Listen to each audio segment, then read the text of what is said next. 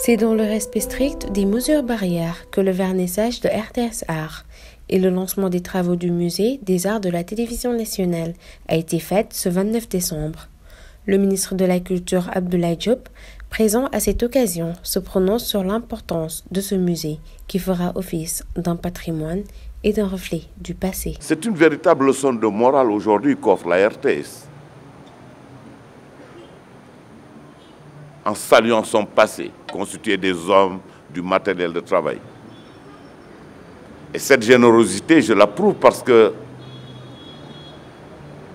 un bon dirigeant doit pouvoir féliciter ses prédécesseurs.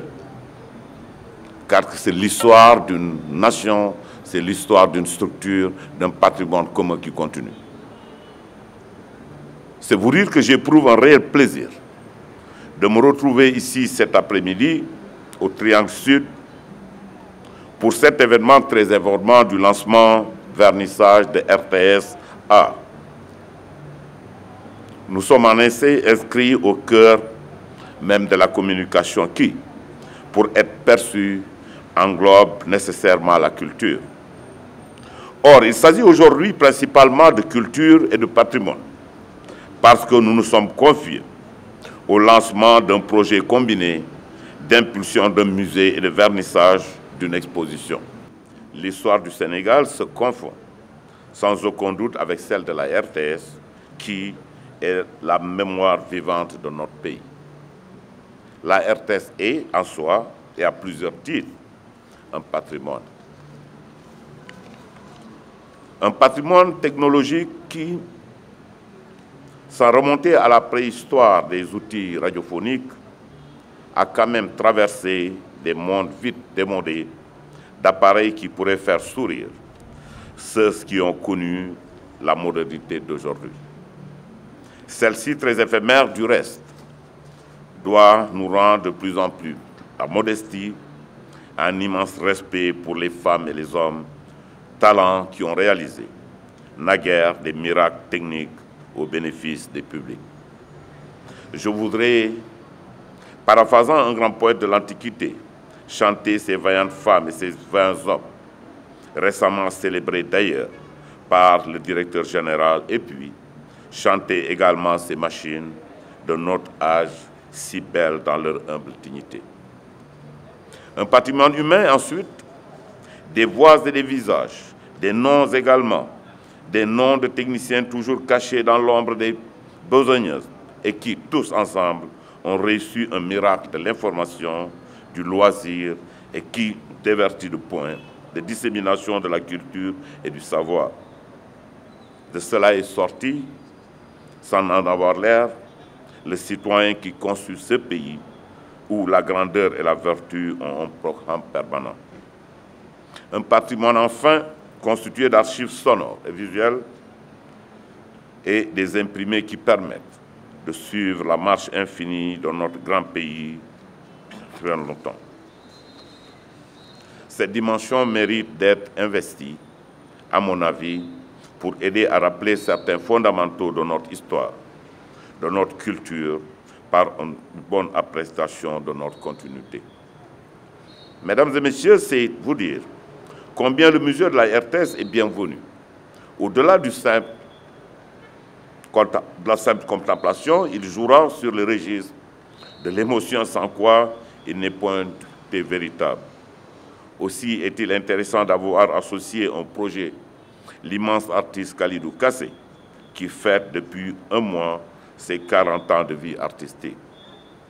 Le vernissage de la savoureuse exposition, c'est justement aujourd'hui même une manière de montrer que la création n'a pas de limite et qu'elle est une nourriture essentielle pour l'esprit et le corps. Le directeur des ateliers du Sahel, Khalidou Kassé, choisi pour cette collaboration, revient sur les raisons qui l'ont motivé à accepter ce partenariat. Nous avons eu une belle connexion avec le directeur général de la RTS, Racine Talla, qui véritablement, pendant la célébration de nos 40 ans de parcours artistique de Khalidou Kassé, nous a approché pour nous dire que je souhaiterais concrétiser un projet dans le cadre de cette célébration, qui est de mettre sur pied le musée de la RTS. Donc tout de suite, effectivement, nous avons échangé avec ses équipes, nous avons fait des réunions, il nous a expliqué sa vision. Et c'est sa vision que nous sommes en train de dérouler à travers le musée de la RTS, qui est un musée de la mémoire, pour un devoir de mémoire, mais qui est un musée aussi qui aujourd'hui va regarder dans le rétroviseur pour réenchanter, récupérer tout aujourd'hui qui était pratiquement, je peux dire, au bord de la route. Et Racine Talla a une très belle vision de saluer la mémoire de ceux qui ont disparu, mais aussi de mettre en valeur ceux qui sont à la retraite, qui aujourd'hui sont passés par la RTS, ont été vraiment formatés par la RTS. C'est une façon de leur rendre hommage, mais c'est aussi de perpétuer la mémoire de la tradition sénégalaise sur le plan audiovisuel. Parce que quand on dit audiovisuel, c'est pratiquement les arts plastiques aussi. C'est rappeler aussi qu'il est philosophe. Il sait prendre les choses du bon côté pour pouvoir les articuler. Et ce qui nous amène aujourd'hui à faire ce musée-là avec le contenu que vous voyez, mais au-delà aussi faire ce qu'on appelle le triangle des arts, qui consiste à réaménager tous les espaces extérieurs qui vont de la BCAO jusqu'au COSEC, jusqu'à la Poste, jusqu'à la mairie, la BHS, et ainsi de suite. En tout cas, tous les riverains qui sont autour donc, vont participer à ce projet collectif pour réaménager les espaces du mur de la RTS et la place aussi d'Undiaï Komborose. L'ancien directeur des programmes de la RTS, Omar Seck, en bon représentant de la télévision nationale, affirme un sentiment de satisfaction. Il exhorte les jeunes qui exercent dans les métiers de l'audiovisuel à visiter ce musée historique qui fait la rétrospective de leur profession. C'est un moment de fierté parce que la RTS a une histoire qui mérite d'être vue, d'être lue et d'être entendue par les générations futures. Aujourd'hui, le directeur général, M. Racine Talla, a voulu exactement par cette exposition montrer aux Sénégalais l'histoire de la RTS, les moments difficiles que la RTS a connus et maintenant les moments bien sûr de joie, de travailler dans une atmosphère beaucoup plus détendue avec un matériel flambant neuf, un matériel numérique.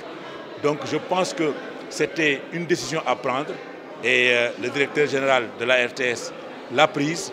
Il faut donc le féliciter et demander à la jeunesse, surtout à la jeunesse, aux jeunes, je pense surtout aux jeunes qui sont dans cette profession, qu'ils soient journalistes, caméramans, réalisateurs, preneurs de son, de venir visiter ce musée de la RTS. Ça leur permettra d'avoir une idée nette de l'évolution de ce métier, mais aussi une évolution de leur profession. Le ministre de la Culture en profitera pour souhaiter à toute la nation une heureuse année 2021, souhaitant ainsi la bienvenue à ce musée RTS Art. Mesdames et messieurs, je voudrais au nom du chef de l'État, son Excellence le Président Macky Sall, féliciter et encourager le directeur général Racine Talla, toute l'équipe de la RTS, l'artiste Khalidou Kassé et le docteur Malick Ndiaye. Des félicitations sont d'autant plus méritées que, comme je l'ai dit plus haut, le projet est encore plus ambitieux. Il englobe tout le triangle dans un vaste collage artistique. L'environnement sera ainsi une sorte de galerie à ciel ouvert pour assouvir le rêve de beauté et de bien-être des citadins. Je voudrais saluer tous les partenaires de ce projet du triangle, au premier desquels Khalidou Kassé. Mesdames, Messieurs, mon souhait à mon propos est que se poursuive et se réalise ce beau rêve.